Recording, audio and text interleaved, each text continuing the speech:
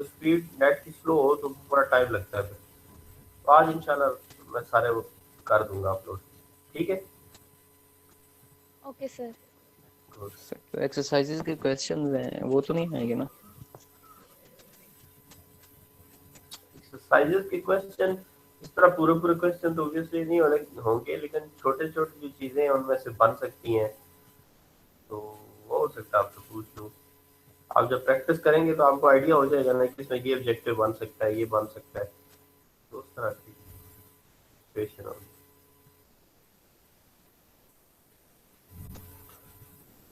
ठीक है।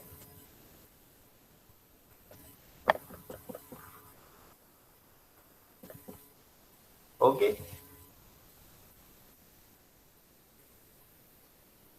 जी सर ठीक। सही है। चले आज का लेक्चर जो है मैं आपको बता देता हूँ।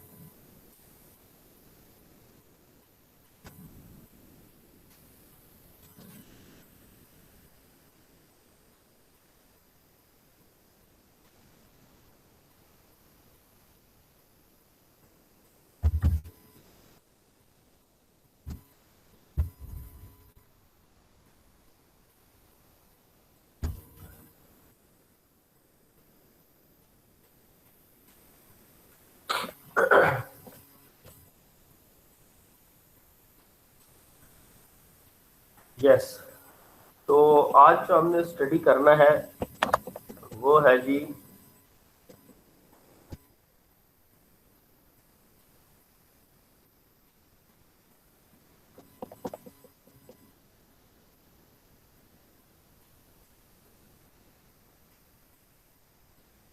Tangent plane and normal lines. इसको आज स्टडी करेंगे। ठीक है जी, tangent plane and normal lines. उससे पहले इसको स्टडी करने से पहले ये कुछ डेफिनेशंस हैं, वो स्टडी करेंगे, फिर हम इसकी मदद से जो कुछ एग्जांपल्स हैं वो भी सॉल्व करेंगे। इसको पहले स्टडी करने से पहले मैं आपको थोड़ा सा इंट्रोडक्शन दे देता हूँ कि एक्चुअली टेंजेंट प्लेन और नॉर्मल लाइंस जो है वो क्या है। तो टेंजेंट प्लेन से पहले आपको आइडिया होना चाहिए कि what is a tangent line. ठीक है जी, टेंजेंट लाइन के बारे में आपको आइडिया है थोड़ा बहुत? क्या होती है टेंजेंट लाइन? सर जो कर्व को सिर्फ एक पॉइंट पे इंटरसेक्ट करती है, यस। ऐसी लाइन। अगर आप जब कर्व की बात करते हैं, जब आपके पास इस तरह का कोई कर्व आ जाए, ठीक है जी, इस कर्व के कोई एक पॉइंट आप ये वाला कंसीडर कर लें। इस एक पॉइंट की कोई ऐसी और टेंजेंट लाइन होती है हमेशा स्ट्रेट लाइन है, ऐसी स्ट्रेट लाइन जो इस एक पॉइंट से इस तरह कट कर जाए तो इसको हम कहते हैं ये टेंजेंट लाइन है। ठीक है जी। तो अब हमारे पास सिचुएशन इस ये है कि अगर आपके पास सरफेस आ जाए, यानी मैं आपको टेंजेंट प्लेन की एग्जांपल जो है बड़ी आसान तरीके से समझा कोशिश करता हूँ कि अगर आपके पास सपोज एक इस तरह की बॉल है, ठीक है जी, बॉल आप ये समझ लें कि जिस तरह फुटबॉल नहीं होता, ये इस तरह का एक फुटबॉल है आपके पास। ओके, यानी इसमें इस तरह ये स्फीयर टाइप की जो फुटबॉल है, क्योंकि अब हम बात कर रहे हैं थ्री डायमेंशन के अंदर। तो इस फुटबॉल के ऊपर आप एक कोई पॉइंट कंसीडर कर लें, कोई भी एक पॉइंट इस फुटबॉल के, सपोज एक पॉइंट आप ये कंसीडर कर लेते हैं। अब आप क्या करें कि कोई अपनी एक क्लिप बोर्ड ले लें, यानी मैं एग्जांपल दे रहा हूँ आपको कि आपने फुटबॉल कंसीडर किया, एक क्लिप बोर्ड ले लें, आप क्लिप बोर्ड को उस फुटबॉल के ऊपर रख दें, तो वो इसकी शेप जो होगी वो इस तरह की बनेगी। आई थिंक जो आपको थोड़ा बहुत हो सकता है इसमें समझ आ जाए, या ये समझ लें कि ये जस्ट जो क्लिप बोर्ड है ये फुटबॉल को किसी एक पॉइंट पे ही सिर्फ वो इंटरसेक्ट कर रहा है। समझ आ रही है बात की? जी सर। ठीक है। तो इसका मतलब क्या हुआ कि अब इस फुटबॉल के ऊपर ये जो प्लेन, अब ये प्लेन है, जैसे क्लिप बोर्ड आपका जो है ना वो इस तरह का प्लेन होता है ना, यानी अब वो जो प्लेन होगा और ये जो आपके पास फुटबॉल होगा, यानी जिसे स्फीयर हम कहें, इनके दरमियान जो पॉइंट ऑफ इंटरसेक्शन होगा वो एक ही कोई पॉइंट होगा।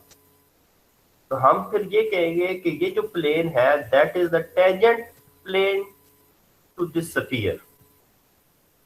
तो जब आप बात करते हैं कर्व की, तो कर्व के ऊपर तो आप इस तरह एक लाइन प्लॉट करेंगे ना। जब बात होती है आपके स्फीयर की जब बात होती है, यानी आपके पास दूसरे लफ्जों में क्या लेके इस तरह के सर्फेसेस की बात होती है, इस तरह की सर्फेसेस जो है ना, तो इन सर्फेसेस में एक पॉइंट में, यानी मैं अगेन चले, क्योंकि सरफेस से आपको हो सकता है बात क्लियर ना हो, तो मैं अगेन जरा कोशिश करता हूँ कि आपको स्फीयर से ही बात समझाने की कोशिश करूँ कि आप एक स्फीयर कंसीडर करें इस तरह का। ठीक हो गया जी। अब इस स्फीयर के कोई एक पॉइंट कंसीडर करें, अगर सपोज उस पॉइंट पे लाइन बनाएं।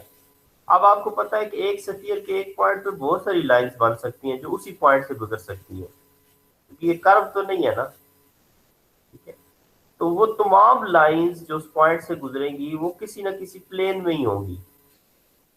उस प्लेन को हम कहते हैं ये टेंजेंट प्लेन है।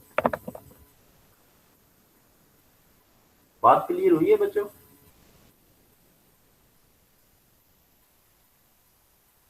जी सर, होगी। अगर किसी को कोई बात ये टेंजेंट प्लेन वाली क्लियर नहीं है तो वो पूछे कोई बात।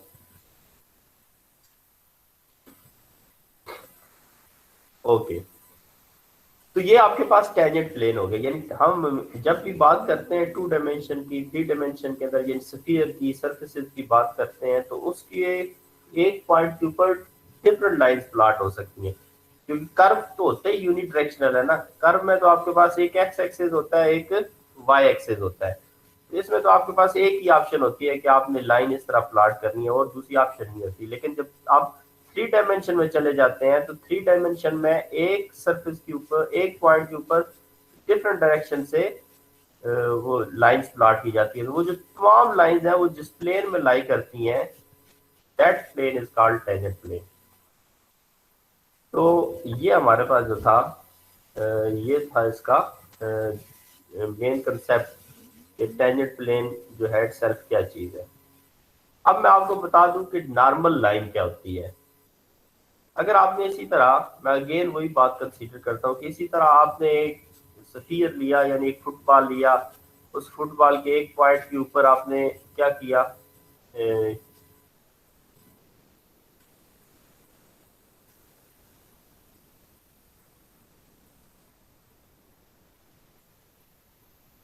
कोई एक पॉइंट उस पर ले लिया, इस पॉइंट पे आपने एक टेंजेंट प्लेन ड्रा कर दी इस तरह की।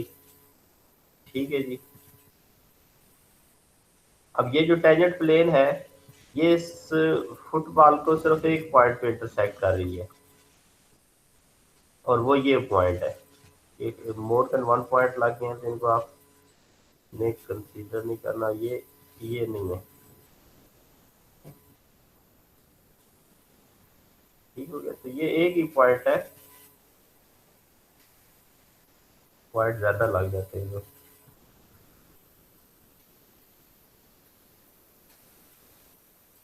ये एक ही पॉइंट है आपके पास।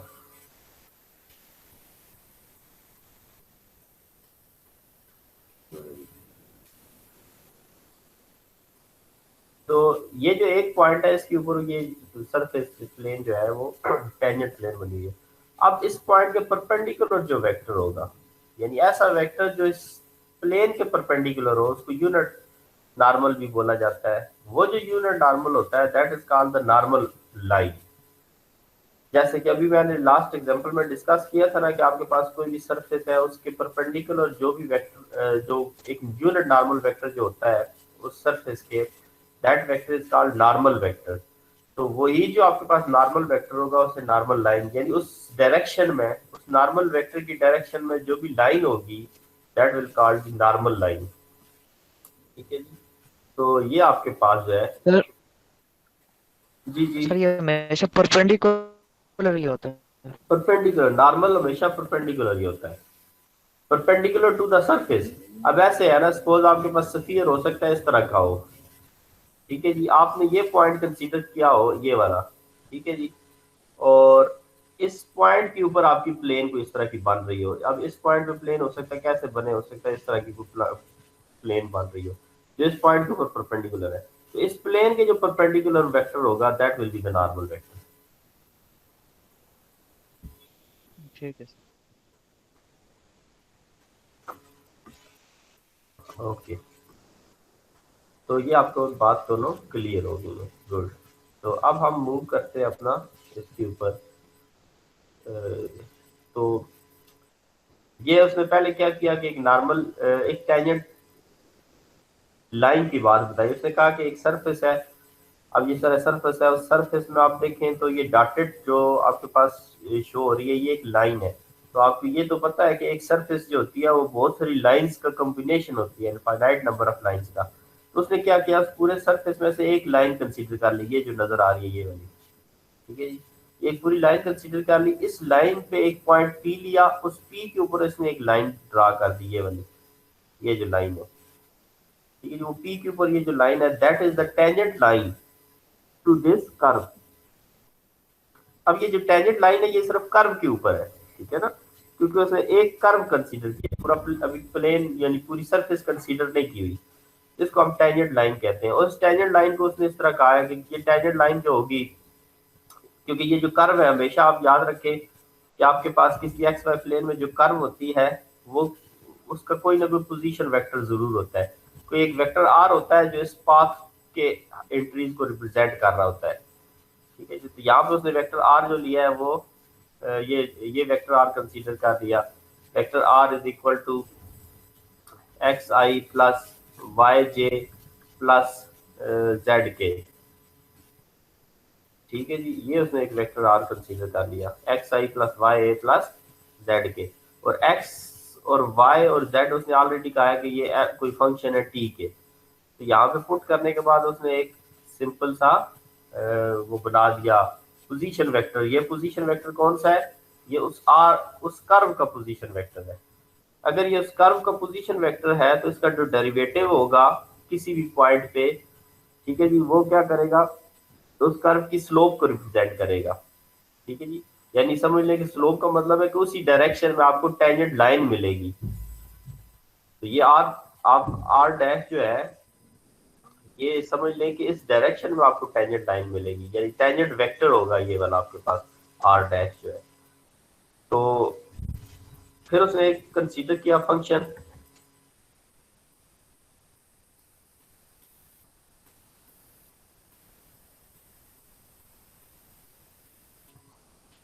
ठीक है। उसने कहा कि एक फंक्शन है एफ ऑफ एक्स जो कि एक्स वाई जेड का फंक्शन होता है, X Y Z F of T G of T H of T के इक्वल है। तो यहाँ पे इस फंक्शन का उसने डेरिवेटिव ले लिया विद रिस्पेक्ट टू टी। अब with respect to T derivative लेने का मतलब क्या है कि वो एक्चुअली इसके अंदर उस वेरिएबल के लिहाज से चेंज फाइंड कर रहा है। तो जब change at the end find की तो उसे पता चला कि ये जो आखिर में एक उसके पास रिलेशन बना वो ये बना कि del F dot R dash of T. अब डेल एफ क्या है, उस फंक्शन के ग्रेडियंट को रिप्रेजेंट कर रहा है। कौन सा फंक्शन, ये वाला जो फंक्शन है। और आर डैश ऑफ टी है that is actually the vector, tangent vector है, ठीक है जी, जिसकी डायरेक्शन में आप टेंजेंट लाइन प्लॉट कर सकते हैं। तो और यहाँ पे इनकी डॉट प्रोडक्ट जीरो है। तो डॉट प्रोडक्ट जीरो होने का क्या मतलब है कि ये जो ग्रेडियंट एफ है ये टेंजेंट वेक्टर के परपेंडिकुलर है, क्योंकि दो वेक्टर्स की अगर dot product is equal to zero आ जाए तो हम कहते हैं कि ये जो दोनों वेक्टर्स हैं ये क्या है, आपस में परपेंडिकुलर है। तो यहाँ पे gradient F dot R dash of T zero है, तो इट्स मीन कि ये दोनों वेक्टर जो है ये दोनों परपेंडिकुलर वेक्टर्स हैं। अब आपके पास आर डैश ऑफ टी, तो ये टेंजेंट वेक्टर को रिप्रेजेंट कर रहा है इसको, इसका मतलब इसकी जो परपेंडिकुलर कौन सा होगा, फिर ये अगर आप देखो दोबारा पिक्चर उसने फिर बनाई तो उसने कहा कि ये तो आपके पास टेंजेंट वेक्टर है आर डैश ऑफ टी जो कि उस पॉइंट पी पे है। इसका मतलब है कि फिर इसका परपेंडिकुलर वेक्टर क्या होगा, इस डायरेक्शन में होगा, नॉर्मल डायरेक्शन में। तो पता ये चला कि ये जो ग्रेडियंट एफ है ये टेंजेंट वेक्टर के नॉर्मल होता है, ठीक है। तो आप यहाँ से एक बात ट्राई कर सकते हैं कि जो नॉर्मल वेक्टर होता है वो ग्रेडियंट एफ होता है। तो पता ये चला कि आपके पास जो टेंजेंट वेक्टर के नॉर्मल वेक्टर होता है that is actually the gradient F, ठीक है। ये अब आपको बताते हैं डेफिनेशन के अंदर ये सारी चीजें आप उसने ये ऊपर ड्राइव की आप इसको पढ़े, अगर नहीं क्लियर होती तो फिर मैं एक्सप्लेन कर दूंगा। ये अब बात जो जो सारी चीज उसने लिखी है कि ये अब उसमें suppose f of x z x y z has a continuous first order partial derivative and s is the graph of f of x y z is equal to 0 if p is a point on s and if f sub x, f sub y and f sub z are not all 0 and p is not, then the vector del f at point p is normal, del f at p is normal to the tangent plane। यानी अगर वो tangent vector के normal होगा तो इसका मतलब है कि क्योंकि टेंजेंट वेक्टर जो होता है टेंजेंट प्लेन के अंदर ही लाई करता है ना, इसका मतलब ये हुआ कि वो टेंजेंट प्लेन के में भी नॉर्मल होगा। जैसे जैसे ये आपके पास टेंजेंट लाइन है जिसके ऊपर ये डेल एफ उसने प्लॉट किया हुआ है,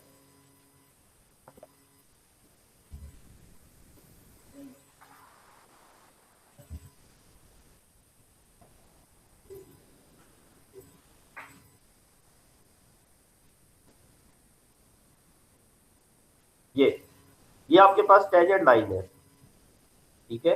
और जो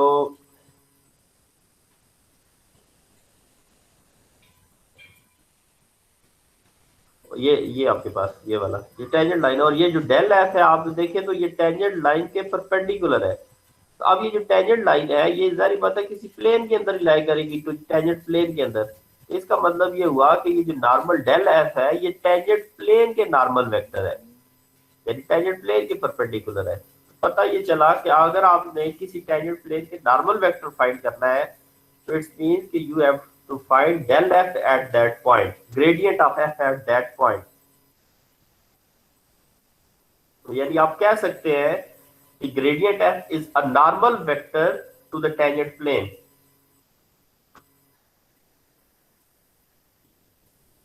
ठीक है जी, तो ये उस डेफिनेशन में उसने ये सारी चीजें जो है इस तरह मेंशन कर दी। अब हम आते आगे टेंजेंट प्लेन की इक्वेशन पे।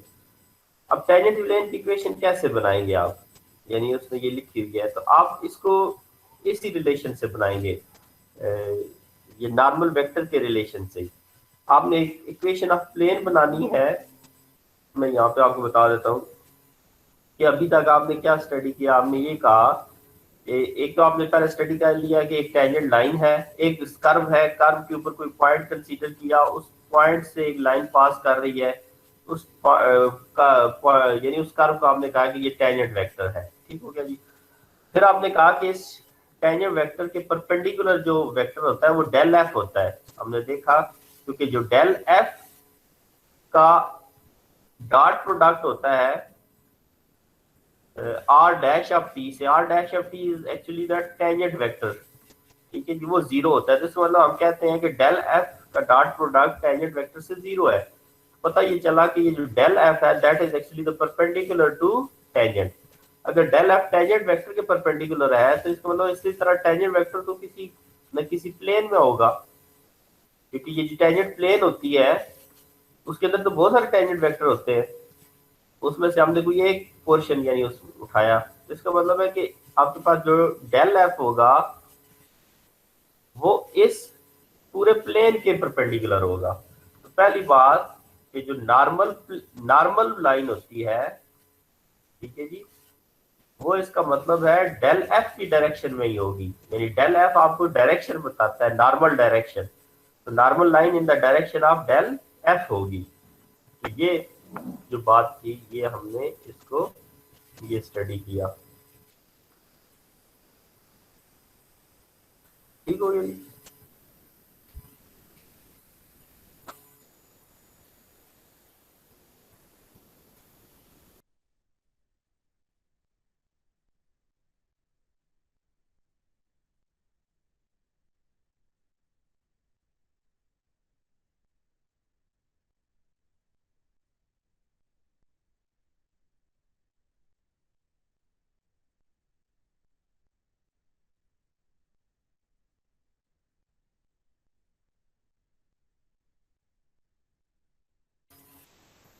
जी बच्चों, बात समझ आ गई ये वाली?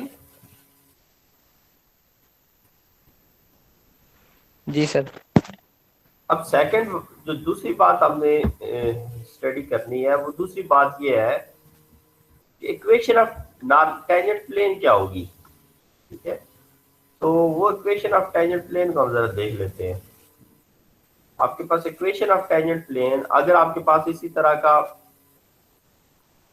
एक है स्फीयर है जिसके ऊपर आपने ये इस तरह की प्लेन कंसीडर की हुई है, ठीक है, और ये उसके ऊपर जो डेल एफ है एक्चुअली तो that is the normal vector, जो वेक्टर है नॉर्मल डायरेक्शन में, ठीक है, ये perpendicular to R of T. तो हमने इस प्लेन की इक्वेशन फाइंड करनी है, तो हम इसको ऐसे फाइंड कर सकते हैं कि इस प्लेन के अंदर कोई भी वेक्टर कंसीडर करें। अब इस प्लेन में अंदर तो बहुत सारे वेक्टर हैं, तो आप एक कुछ जर्नल सा वेक्टर कंसीडर करें। इस पॉइंट को आप कह दें कि ये कोई पी नॉट पॉइंट है, इसी के अंदर एक पॉइंट पी ले लें, तो आपके पास ये सिचुएशन इस तरह की बन जाएगी कि एक पी नॉट पॉइंट है, एक आपके पास पी पॉइंट है, पी नॉट से पी पॉइंट के दरमियान आप एक वेक्टर बना लें। ठीक है जी, ये सपोज पी के कोऑर्डिनेट्स है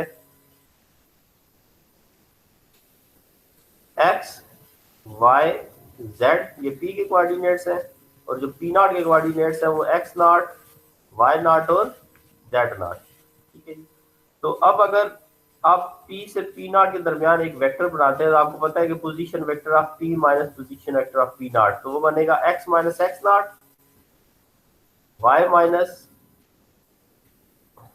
y not, comma z minus z not. तो ये आपके पास एक वेक्टर बन जाएगा जो P से, तो ये आपके पास वो वेक्टर है जो इस प्लेन के अंदर लाई कर रहा है। अब आपके पास इस वेक्टर की जो डॉट प्रोडक्ट है ग्रेडियंट f से वो जीरो होगी। वजह क्या है कि जो ग्रेडियंट एफ है, क्योंकि वो नॉर्मल है इस टेंजेंट प्लेन के, इसका मतलब इसके अंदर जितने भी वेक्टर्स होंगे सब के साथ उसकी डॉट प्रोडक्ट डेल एफ की जीरो होगी, क्योंकि डेल एफ जो होगा वो नॉर्मल है टू होल दिस प्लेन। तो जब आप डेल एफ की, और आपको पता है कि डेल एफ जो होता है वो होता है partial F by partial X I plus partial F by partial Y J और plus partial F by partial Z के। तो ये आपके पास ये पूरा डेल एफ है। अब इस डेल एफ की डॉट प्रोडक्ट इस वेक्टर से लें, यानी del F dot this vector P P not vector से डॉट प्रोडक्ट लें, दिस शुड बी जीरो। क्यों? क्योंकि ये जो वेक्टर है ये इस टेंजेंट लाइन प्लेन के अंदर लाई करता है और डेल एफ टेंजेंट प्लेन के परपेंडिकुलर है। जब आप इन दोनों की डॉट प्रोडक्ट लेंगे तो आपको पता है डॉट प्रोडक्ट में आई वाला आई के साथ मल्टीप्लाई हो जाएगा जे वाला जे के साथ, तो this implies F sub X into X minus X not plus Y sub F sub Y into Y minus Y not और plus F sub Z into Z minus Z not is equal to zero. तो ये आपके पास equation बन जाएगी। This is called equation of tangent plane.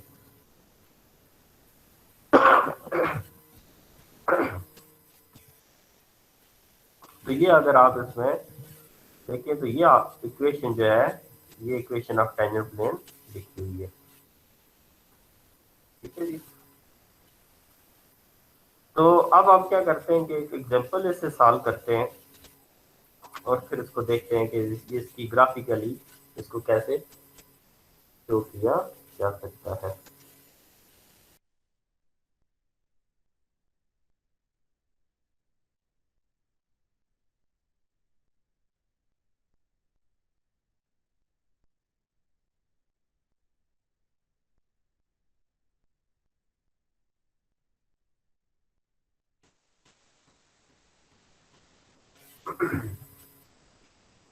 Find the equation for the tangent plane to the ellipsoid this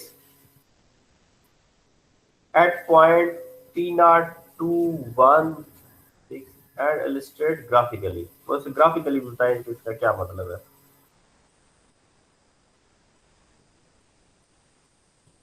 function आपके पास given है, ये function given है, तो आपने क्या करना है, equation of tangent plane find करनी है। तो इक्वेशन ऑफ टेंजेंट प्लेन अभी हमने स्टडी की है ये इक्वेशन ऑफ टेंजेंट प्लेन है। तो partial derivative with respect to x, partial derivative with respect to y and partial derivative with respect to z चाहिए आपको। x नॉट y नॉट और z नॉट गिवन है, ये जो पॉइंट के coordinates हैं ये x not y not z not है, और x y z ये वेरिएबल है, ठीक है जी, ये आर्बिट्रेरी वेरिएबल है, ये यही रहेंगे। तो जस्ट आपको दो चीजें चाहिए और वो दोनों चीजें आप कैलकुलेट कर सकते हैं। पहले आप डेल एफ कैलकुलेट करें, डेल एफ कैलकुलेट करेंगे विद रिस्पेक्ट टू यानी ग्रेडियंट एफ कैलकुलेट करें, तो उसके लिए आपके पास partial derivative with respect to X Y और जेड ये तीनों कैलकुलेट कर लिए, और ये तीनों एट पॉइंट टी पे कैलकुलेट कर लिए, तो ये एफ एक्स एफ वाई और एफ जेड की वैल्यूज आ गई। ठीक हो गया जी बात। अब आपको फार्मूला पता है कि F X into X minus X not plus F Y into F X Y minus Y not और F Z into Z minus Z naught equal to 0। This is the equation of tangent plane. तो X naught 2 था, why not 1 था और Z not √6 था, तो ये put कर दिया, F X F Y F Z की वैल्यू पुट कर दी, तो ये आपके पास इक्वेशन ऑफ टेंजेंट प्लेन आ गई। ये इक्वेशन ऑफ टेंजेंट प्लेन है एट दिस पॉइंट। ठीक होगी। फर्दर अब और वो क्या कहता है, और इसको ग्राफिकली भी हमने बताना है कि ग्राफिकली ये क्या किस चीज से रिप्रेजेंट कर रही है। तो ग्राफिकली जरा देख लें।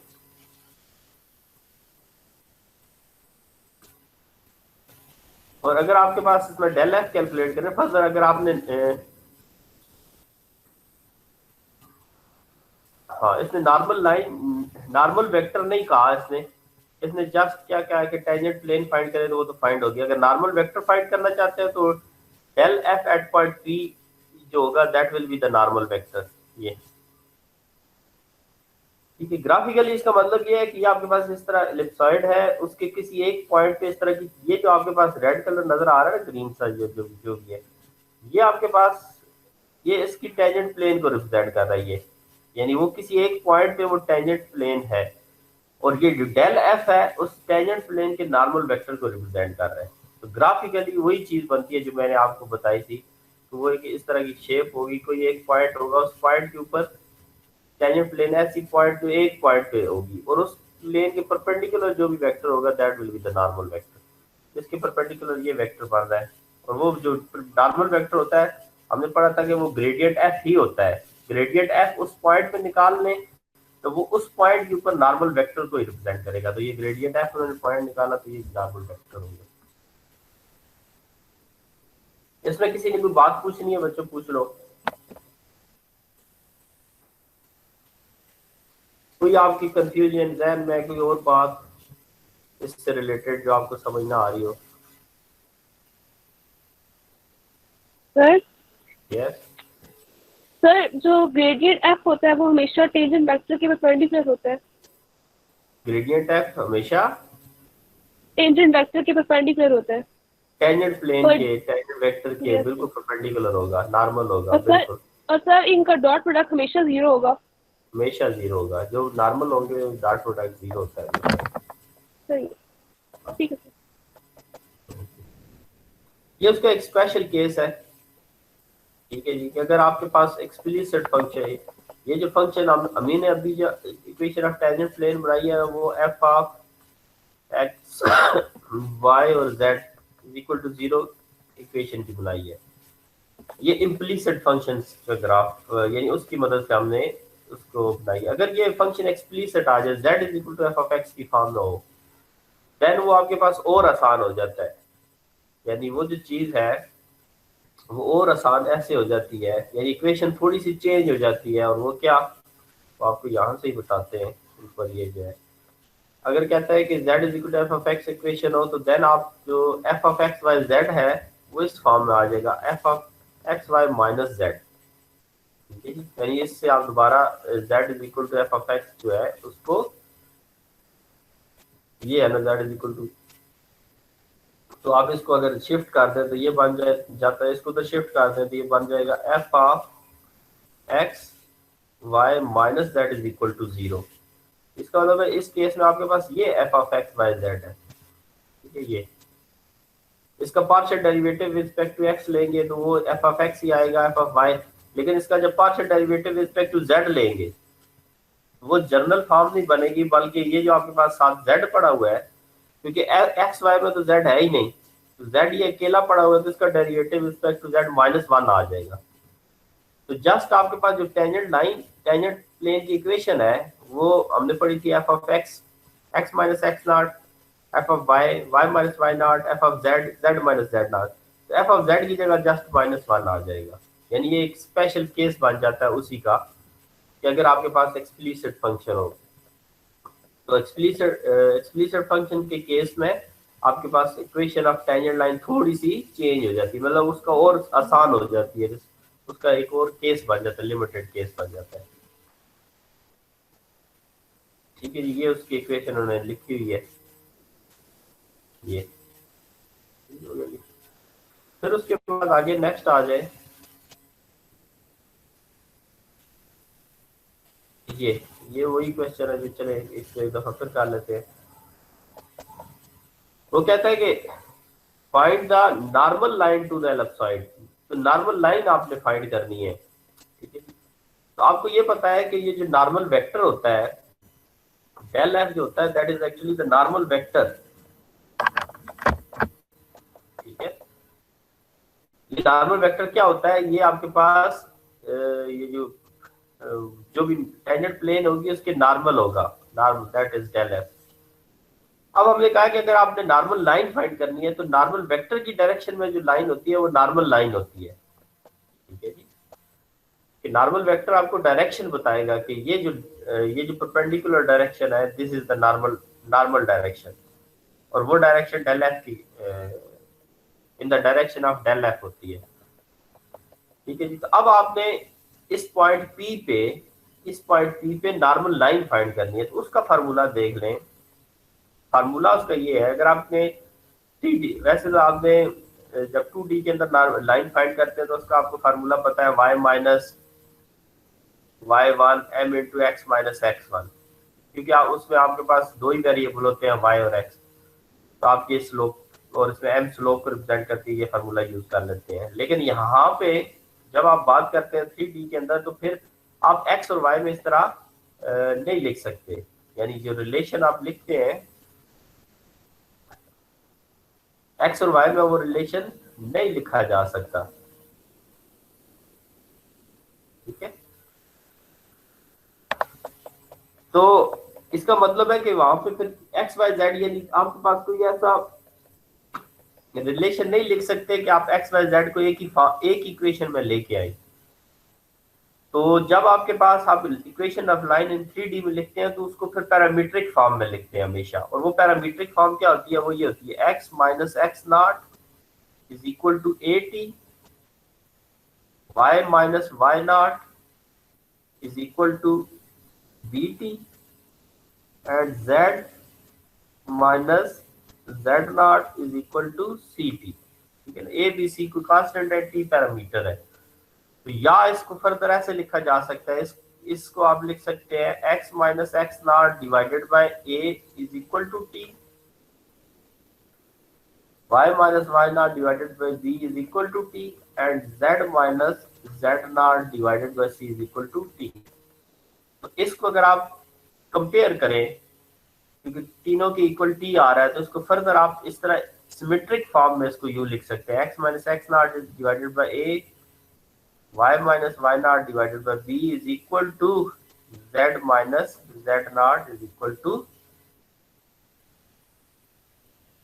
C, ठीक है। तो ये आपके पास फॉर्म बनती है।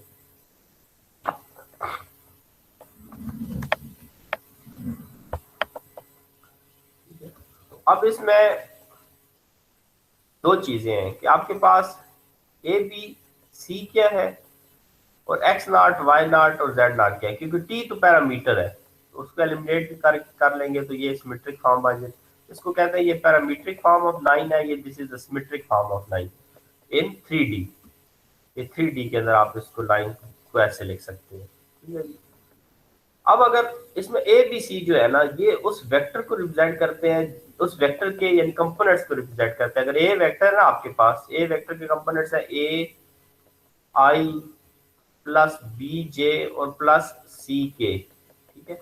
तो ये जो आपके पास उस वेक्टर के कंपोनेंट्स है ना लॉन्ग एक्स वाई और जेड, ये ए बी सी उसको रिप्रेजेंट करते हैं। X not Y not Z not क्या है, ये वो पॉइंट है जिस पॉइंट के ऊपर आप इक्वेशन ऑफ लाइन फाइंड कर रहे हैं। यानी आप 3D में आपके पास क्योंकि 3 डायमेंशन के अंदर आप आ जाते हैं, तो आपने इक्वेशन ऑफ लाइन किसी एक पॉइंट पे किसी डायरेक्शन में फाइंड करनी है, किसी वेक्टर की डायरेक्शन में। क्योंकि यहाँ पे 2D में तो आपके पास सिंपल आपके पास ये प्लेन होती है ना, इसमें लाइन या इधर फाइंड करेंगे या इधर वो रहेंगे उस प्लेन में। यहाँ पे आप जो लाइन फाइंड कर रहे हैं वो स्पेस के अंदर फाइंड कर रहे हैं, तो इसके लिए आपको फिर फर्दर डायरेक्शन की जरूरत होती है कि आप किस डायरेक्शन में फाइंड करना चाहते हैं। यानी यहाँ पे X Y direction, X Y plane के अंदर या वाई जेड प्लेन के अंदर या एक्स वाई जेड तीनों यानी स्पेस में फाइंड करना चाहते हैं, ठीक है। तो उसके लिए आपको फिर वेक्टर की डायरेक्शन की जरूरत होती है। तो ये जो आपके पास ए बी सी है ना, these are the components of that vector A, ठीक है जी। और जो एक्स नॉट वाई नॉट है वो point X not Y not के वो पॉइंट्स हैं, X not Y not Z not. तो अब हम आते हैं उसके फार्मूले पे। तो आपके पास ये आपके पास इसमें नॉर्मल वेक्टर तो केवल आपको पता है कि जो इस जो पैराबोलाइड के इस पॉइंट व्यू पर जो नॉर्मल वेक्टर बनता है वो ग्रेडियंट एफ होगा। तो आपने ग्रेडियंट एफ फाइंड कर लिया, उसका उस पॉइंट पे नॉर्मल वेक्टर फाइंड कर लिया। इसका मतलब है कि आपको नॉर्मल वेक्टर मिल गया, डायरेक्शन मिल गई। अब जस्ट लाइन फाइंड करनी है, तो लाइन का फार्मूला क्या होगा, x minus X not is equal to A T. अब इसमें x माइनस एक्स नॉट क्या है, x नॉट 2 है पॉइंट का कंपोनेंट, तो x minus 2 is equal to a। इसमें क्या है, ये इस वेक्टर का और x एक्सिस के अबाउट जो कंपोनेंट है तो वो 3 है, तो 3t आ जाएगा। x is equal to 2 plus 3t। ये आपके पास x ये एक फॉर्म आ गई, ये इसी तरह y में फॉर्म आ गई z। तो this is the parametric form of equation of line. इसको अगर सिमेट्रिक फॉर्म में लिखना चाहते हैं तो इसमें से t एलिमिनेट कर दे तो वो सिमेट्रिक फॉर्म आ जाएगी। ये इसके बारे में कोई किसी ने कोई बात पूछनी है बच्चे?